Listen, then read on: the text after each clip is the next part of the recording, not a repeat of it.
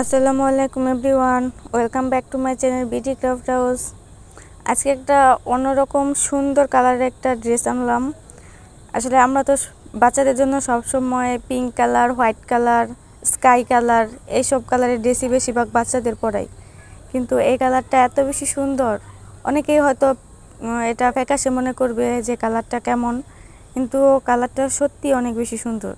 একটু অন্যরকম কালারের ড্রেস আপনার বেবিদেরকে পরিয়ে দেখবেন কত সুন্দর লাগে।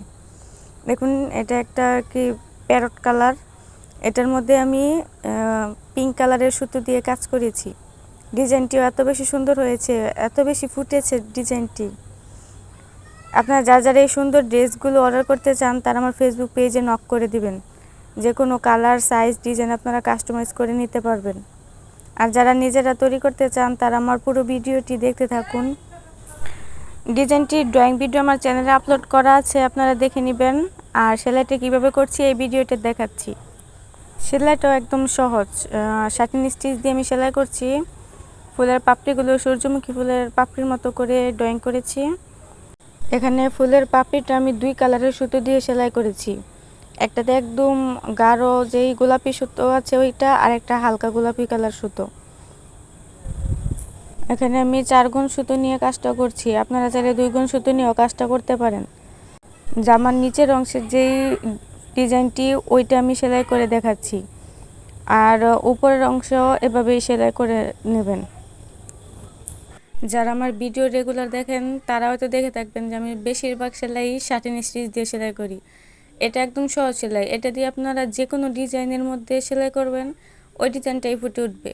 এত আহামরি অনেক কঠিন সেলাই আপনাকে জানতে হবে না, যে সেলাই কাজ পারি না বা ওই কাজ কিভাবে করব। এই কিছু কিছু সহজ সেলাই দিয়ে আপনারা অনেক ডিজাইন করতে পারবেন, একটু মাথায় আইডিয়া রাখলেই হবে। দেখুন, আমার ফুলের পাপড়িগুলো সেলাই করা কমপ্লিট হয়ে গেছে। এবার আমি ফ্রেঞ্চ নট 4 দিয়ে মাঝখানে সেলাই কলির মতো দিচ্ছি। এই সেলাইটা অনেক বেশি সহজ, সুতাটা একটু টান দিয়ে সুইয়ের মধ্যে পেঁচিয়ে আবার সেলাই করে নেবেন। আর এটার মধ্যে আমি বাসন্তী কালারের সুতো দিয়ে সেলাই করছি। আপনারা সেম ডিজাইন অন্য কালার কাপড়ের মধ্যে অন্য সুতা দিয়েও সেলাই করতে পারবেন। যারা যারা আমার ভিডিওটি নতুন দেখছেন তাদের কাছে অনুরোধ থাকবে আমার চ্যানেলটিকে সাবস্ক্রাইব করে দেওয়ার জন্য। আর যারা ফেসবুক পেজ থেকে দেখছেন তাদের কাছে অনুরোধ থাকবে পেজটিকে লাইক, ফলো দিয়ে পাশে থাকবেন।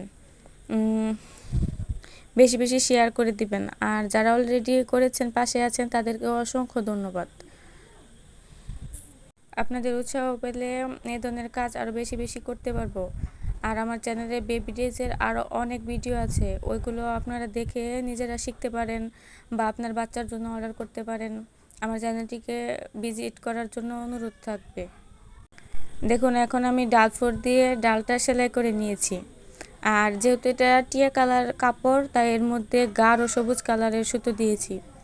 হালকা সুতো দিলে এটার মধ্যে ফুটবে না, তাই একটু গাঢ় কালার সুতো দিয়েছি।